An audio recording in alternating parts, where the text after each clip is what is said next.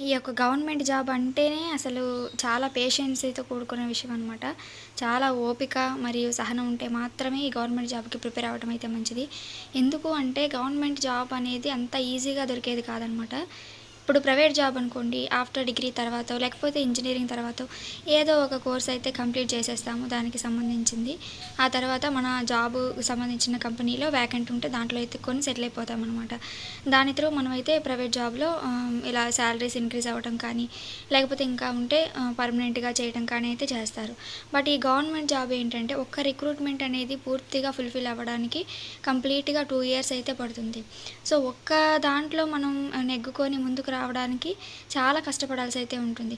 ఇప్పుడు ఆర్‌పీఎఫ్ గానీ, లేకపోతే ఇంకేదన్నా గ్రూప్ డి కానీ, ఎన్‌టీపీసీ కానీ, లేకపోతే ఎస్ఎస్‌సీ ఎగ్జామ్స్‌లో సీహెచ్ఎస్ఎల్, సీజీఎల్, ఎంటీఎస్ ఇవన్నీ రిక్రూట్మెంట్ ప్రాసెస్ అంతా కంప్లీట్ అవ్వడానికి సుమారు సంవత్సరంన్నర నుంచి 2 సంవత్సరాలు అయితే పడుతుంది. ఒక నోటిఫికేషన్ పడిందనుకోండి, ఆ నోటిఫికేషన్ పడ్డ తర్వాత ఒక 2 నెలలకి ఎగ్జామ్ అయితే కండక్ట్ చేస్తారు CBT-1.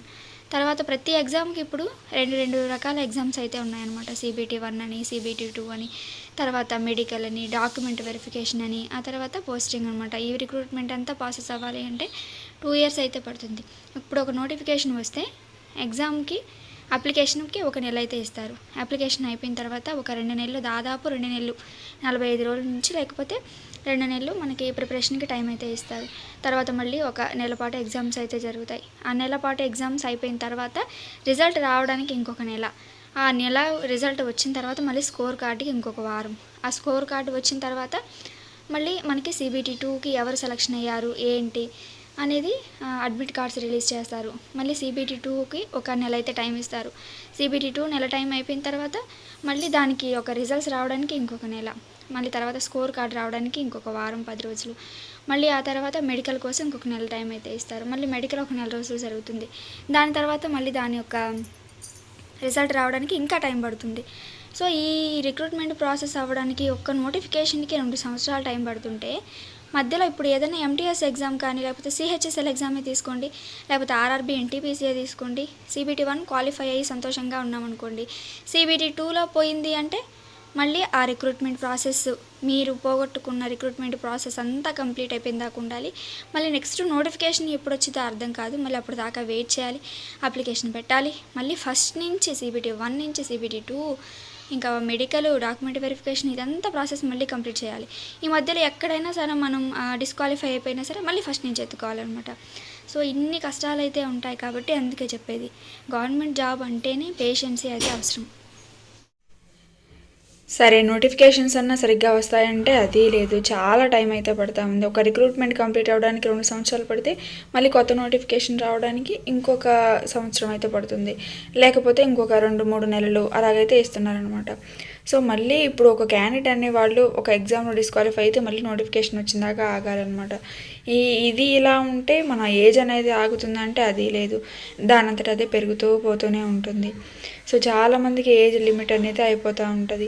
ఏజ్ లిమిట్తో పాటు కట్ ఆఫ్ అంటాడు, నార్మలైజేషన్ అంటాడు, ఇంకా స్కోర్ కార్డ్ అంటాడు.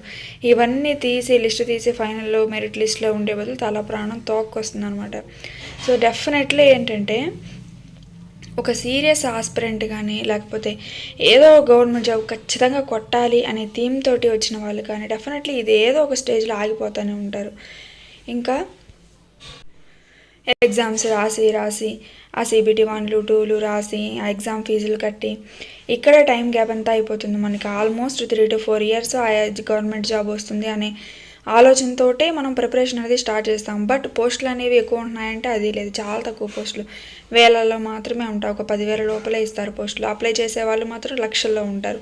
ఆ 10,000 మందికి కదా జాబ్ వస్తుంది. మిగతా 90,000 మంది ఏం చేస్తారు? ఇక బ్యాగ్ సర్దుకొని ఇంటికి వెళ్ళిపోతారు. సో, ఈ విధంగా ఉందన్నమాట కాంపిటేటివ్ ఫీల్డ్ అనేది. నేను ఇచ్చే బెస్ట్ సలహా ఏంటంటే డెఫినెట్లీ కొట్టాలి అనుకున్నప్పుడు ఓపిక, సహనం, పేషెన్సీతో ఉండాలి.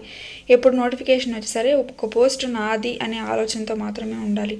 లేదు ఏదో టైం పాస్ చేద్దాం అనుకోవడానికి వస్తే మాత్రం మీ యొక్క విలువైన సమయాన్ని వృధా చేసుకున్నట్లే. ఆ యొక్క సమయాన్ని మీకు ఇంట్రెస్ట్ ఉన్న దాని మీద కనుక ఉంచుకుంటే డెఫినెట్లీ దాంట్లో సక్సెస్ అయితే అవుతారు. అది ఏదైనా కావచ్చు, ఏ వర్క్ అయినా కావచ్చు, బిజినెస్ కావచ్చు, లేకపోతే ఏదైనా ఇంజనీరింగ్ వైపు ప్రైవేట్ జాబ్ అయినా కావచ్చు, ఇంకేదైనా కావచ్చు. ఈ యొక్క కాంపిటేటివ్ ఫీల్డ్ని, ఈ యొక్క కాంపిటీషన్ని మీరు బాగా అర్థం చేసుకోండి. ఒక పోస్ట్కి ఎంతమంది అప్లై చేస్తున్నారు, ఎంతమంది ఒకసారి బయటికి వెళ్ళి చూడండి, ఎంతమంది కోచింగ్ సెంటర్లో పడి చదువుతూ ఉంటారు. సో వాళ్ళకే రాని జాబ్ ఇంటికాడ కూర్చొని ప్రిపరేషన్ స్టార్ట్ చేసి ఏదో సాధిద్దామనేసి పిల్లల్ని పెట్టుకొని, ఫ్యామిలీని పెట్టుకొని, లేడీస్ కానీ లేకపోతే ఇక ఇతర ఫైనాన్షియల్ ప్రాబ్లమ్స్ వల్ల మగవాళ్ళు కూడా ఇంట్లో ఉంటూ చదువుకునే వాళ్ళు కూడా చాలామంది ఉన్నారు. ఇలాంటి వాళ్ళు ఏంటంటే ఇచ్చే ఒకటే సలహా, మీరు సీరియస్ ఆస్పిరెంట్ అయ్యి ఉండి అసలు ఖచ్చితంగా జాబ్ కొట్టాలి అనుకుంటే మాత్రమే ప్రిపరేషన్ స్టార్ట్ చేయండి. ఏదో నోటిఫికేషన్ పడింది, మనం కూడా వెళ్ళి అప్లై చేద్దాం, వెళ్ళి ఎగ్జామ్ రాసొద్దాం, పోయేదేముంది అనే దానికి మీ టైం వేస్ట్, డబ్బు వేస్ట్, ట్రాన్స్పోర్ట్ ఖర్చులు వేస్ట్. ఈ విధంగా ఉంటుందన్నమాట కాంపిటేటివ్ ఎగ్జామ్స్ యొక్క థియరీ అనేది. ఆ డిగ్రీ అయిపోగానే ఎంతో కొంత చేతిలో పట్టుకొని బ్యాగ్ ఒకటి సర్దేసుకొని పోయి కోచింగ్ సెంటర్లలో కూర్చుంటూ ఉంటాము. అక్కడ ఏం చదువుతాం ఏంటనేది పేరెంట్స్కి తెలియదు. అసలు ఆ రిక్రూట్మెంట్ ప్రాసెస్ అనేది ఎలా ఉంటుందో వాళ్ళకి తెలియదు. అక్కడికి వెళ్ళి మనం ఏం చేస్తున్నాం అనేది వాళ్ళకి తెలియదు. ఒక సెల్లు మాత్రం కొనిపెడతారు.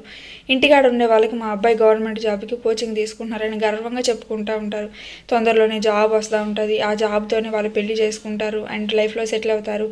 ఇంకో సంవత్సరంలో జరగబోతుంది, ఇంకో 5-6 నెలల్లో జరగబోతుంది అని చూస్తూ ఉంటారు. బట్ ఈ రిక్రూట్మెంట్ ప్రాసెస్ ఎలా జరుగుతుంది, ఏంటి, ఎంత లేట్ అవుతుంది ఒక పోస్ట్కి అనే దాని గురించి వాళ్ళు ఆలోచించరు. ఎందుకంటే వాళ్ళకి తెలియదు కాబట్టి. పేరెంట్స్ ఒక సంవత్సరం టైం అయితే ఇచ్చేసి వచ్చిందా, ఇంకా రాలేదా, ఇక ఏమి రాదేమో, ఇక మనకి లేవేమో అనుకుంటూ ఉంటారు. వాళ్ళ పెయిన్ అలా ఉంటే జాబ్ ఏది రావట్లేదు అని చెప్పేసి పక్కింటి వాళ్ళు, ఎదురింటి వాళ్ళు వేసే పొలాలు అసలు మామూలుగా ఉండవు. ఏం చదువుతుంది మీ అమ్మాయి, ఇంకా ఆడపిల్లకి చదివేంటని కానీ, లేకపోతే ఏం చదువుతున్నాడు మీ అబ్బాయి, ఇంకా పెళ్లి చేసుకోడా, ఇంకా పిల్లని ఎవరిస్తారు, ఇప్పుడు దాకా చదివింది చాలే, ఆ పని లేదు ఈ పని లేదు, ఒక బేవర్స్గా ఉన్నాడు, ఎవరిస్తారు పిల్లని, ఈ విధంగా సూటిపోటు మాటలు చెప్తూ ఉంటారనమాట పేరెంట్స్కి. దానివల్ల వాళ్ళ మనసుకు కూడా బాధ కలుగుతుందనమాట. సో మనం ఏదో ఒకటి సాధించి ఇంటికి వెళ్తే పేరెంట్స్ హ్యాపీగా ఫీల్ అవుతారు. లేదు అంటే చాలా బాధతోటి, లేకపోతే ఇతర వాళ్ళు అనే మాటలతోటి వాళ్ళు కృంగిపోవాల్సి ఉంటుందన్నమాట. మీరు జాబ్ ఖచ్చితంగా కొట్టగలరంటే కొంత టైం తీసుకోండి, గట్టిగా సీరియస్గా ప్రిపేర్ అవ్వండి, ఖచ్చితంగా జాబ్తోనే తిరిగి రండి. లేకపోతే ఇప్పటితో ఆపేసి ఏదో ఒక పని చేసుకోవడానికి అయితే ట్రై చేయండి. ఇదైతే నేను మిమ్మల్ని డీమోటివేట్ చేయడానికి అయితే చెప్పట్లేదు, ప్రస్తుతం ఉన్న కాంపిటేటివ్ వరల్డ్ ఎలా ఉందో చెప్తున్నాను. బట్ మన గురించి మనకి తెలుసు అనుకుంటే మాత్రమే మీరు ప్రాక్టీస్ అయితే మొదలు పెట్టండి. ఎరిగింటి వాళ్ళు, పొరుగింటి వాళ్ళు మాటలు అయితే అసలు పట్టించుకోవద్దు. మీ కెరియర్లో మీకు నచ్చిన దాన్ని ఎంచుకోండి, సమయం యొక్క విలువను తెలుసుకోండి, దాని త్రూ మీరు వెళ్ళండి. విజయాన్ని, టైంని కనుక వేస్ట్ చేయకుండా మన యొక్క కృషిని నమ్ముకున్నవాడు ఎప్పటికీ కూడా ఓడిపోడు అనమాట. సో ఇదనమాట నేను చెప్పదలుచుకున్న విషయం. వీడియో నచ్చిందని అయితే అనుకుంటున్నాను. ఎవరి మనసు కన్నా బాధ కలిగితే నన్ను క్షమించండి. వీడియో నచ్చితే లైక్ చేయండి, షేర్ చేయండి. Thank you so much.